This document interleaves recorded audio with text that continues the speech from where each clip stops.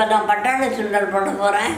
முன்னாடியே காமிச்சேன். பட்டாணி வேக வைக்கிறதுக்கு முன்னாடி நேற்று ஊற வச்சு இது பண்ணேன். இப்போ வேக வச்சு இது வச்சுருக்கேன். இதுக்கு தேவையானது தேங்காய், கருவேப்பிலை, 2 மிளகாய், கொஞ்சம் எண்ணெய், கொஞ்சம் கடுகு, கொஞ்சம் வெங்காயம். பட்டாணியில் வேக வச்சுருக்கேன். ஏற்கனவே உப்பு போட்டு வேக விட்டுருக்கேன். எவ்வளோ வெங்காயம்? சின்ன பெரிய வெங்காயம் 2 வெங்காயம். கொஞ்சமாக எண்ணெய் ஊற்றுறேன். ஒரு சுண்டலுக்குலாம் அவ்வளோதான் ஊற்றணும். கடுகு வெடிக்கிட்டோம். கருவேப்பிலை, 3 மிளகாய்,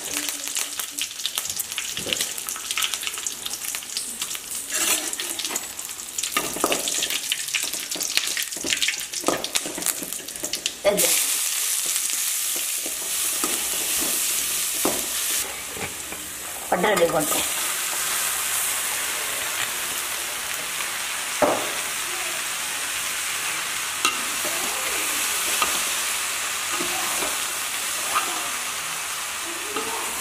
வந்து தேங்காயும் போடுறேன். எத்தனை தேங்காய் திருவி வச்சுருந்தேன்? 2 முடி, ஒரு 2 பீத்து, 1/2 முடி, 1/4 முடி.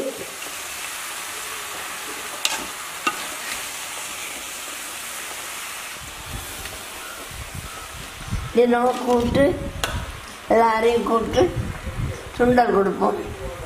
தரிசல் கொடுத்து சுண்டல் கொடுப்போம்.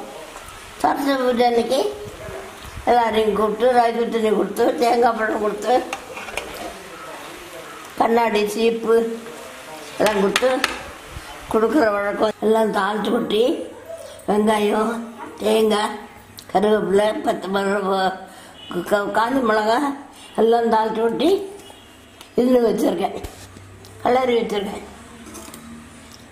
நாளைக்கு வேறு பண்ணும்போது அடுத்த எபிசோடில் இன்னும் நல்லா பண்ணி காமிக்கிறேன்.